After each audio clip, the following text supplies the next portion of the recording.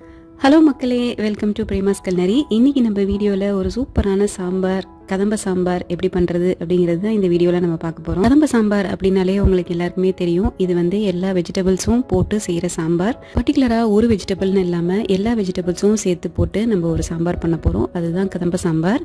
இந்த கதம்ப சாம்பார் பண்ணுறதுக்கு ஒரு சூப்பரான சாம்பார் பவுடர் தேவை. அந்த சாம்பார் பவுடர் வந்து குவிக்காக ஒரு 15 மினிட்ஸில் நம்ம பண்ணிடலாம். அந்த சாம்பார் பவுடரோட ரெசிபி லிங்க் வந்து நான் டிஸ்கிரிப்ஷனில் கொடுத்துருக்கேன், செக் பண்ணி பாருங்கள். இந்த சாம்பார் செய்கிறதுக்காக நான் வந்து நிறைய வெஜிடபிள்ஸ் கட் பண்ணி எடுத்து வச்சுருக்கேன்.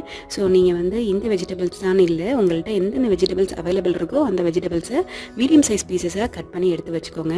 அதோட ஒரு 10 சின்ன வெங்காயம் தோல் உரிச்சு எடுத்து வச்சுருக்கேன். அதுக்கப்புறம் ஒரே ஒரு தக்காளி கட் பண்ணி எடுத்து வச்சுருக்கேன். சாம்பார் பண்ணுறதுக்காக நான் ஒரு 1/2 கப் துவரம்பருப்பு எடுத்திருக்கேன். அதை நல்லா தண்ணியில் வாஷ் பண்ணிவிட்டு 1/2 கப் தண்ணி சேர்த்துடலாம். அதோட ஒரு 1/2 டீஸ்பூன் எண்ணெய் சேர்த்துடலாம்.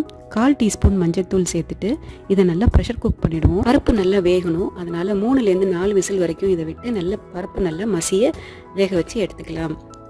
பருப்பு வெந்துட்டு இருக்க டைமில் நான் வந்து ஒரு சின்னதாக ஒரு லெமன் சைஸ் புளி எடுத்திருக்கேன். அந்த புளியை வந்து ஒரு 1/2 கப் தண்ணியில் ஊற போடுறேன். இது ஊறிட்டு இருக்கட்டும். இதுக்கு நடுவில் நம்ம வந்து காய்கறிகளை வேக வச்சிடலாம்.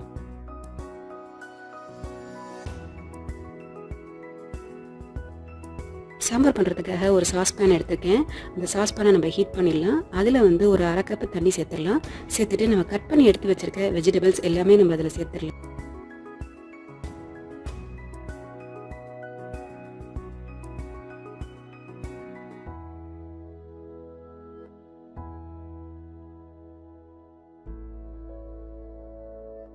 அதுக்கப்புறமா சின்ன வெங்காயத்தையும் சேர்த்துடலாம்.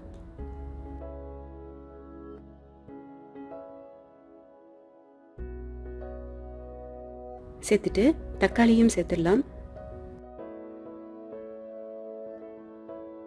ஒரு 1/2 டீஸ்பூன் சால்ட் சேர்த்துடலாம். சால்ட் சேர்த்துட்டு இந்த வெஜிடபிள்ஸை கவர் பண்ணி குக் பண்ணிடலாம்.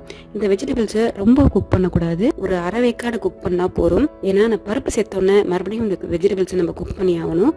அதனால இதை வந்து ஒரு கவர் பண்ணி ஒரு 5 மினிட்ஸ் குக் பண்ணிடலாம்.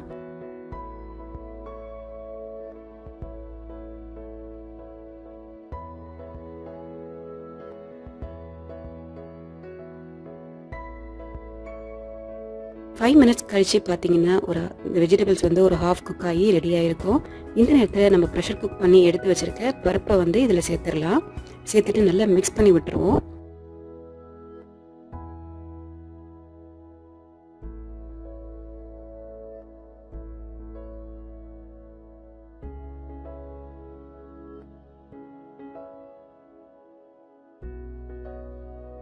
நம்ம ஊற வச்சு வச்சிருக்க புளியை நல்லா கரைச்சி சாம்பாரில் சேர்த்துடலாம். சாம்பாரில் சேர்த்துட்டு நல்லா மிக்ஸ் பண்ணி விட்டுடலாம்.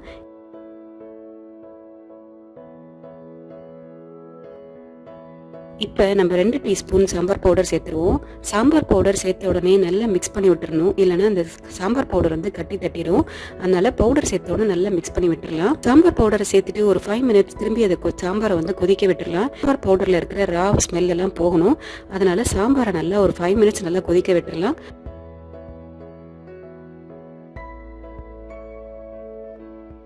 சாம்பார் வந்து நல்லா கொதிச்சு ரெடி ஆயிடுச்சு. இப்போ கடைசியாக வந்து கொத்தமல்லி தூவிட்டு அடுப்பை ஆஃப் பண்ணிடலாம். இப்போ இந்த சாம்பார் தேவையான தாளிப்பு ரெடி பண்ணிடலாம். அதுக்கு வந்து நான் 1 டேபிள் ஸ்பூன் கீ சேர்த்துருக்கேன். நீங்கள் கீ இல்லைன்னா நம்ம ஆயில் கூட நம்ம சேர்க்கலாம்.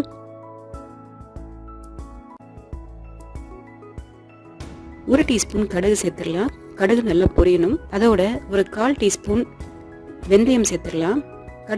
கடுகும் பொரியணும். அதே நேரத்தில் வெந்தயமும் நல்ல கோல்டன் ஆகணும். இந்த நேரத்தில் நம்ம வந்து 2 காஞ்ச மிளகாய் சேர்த்துடலாம்.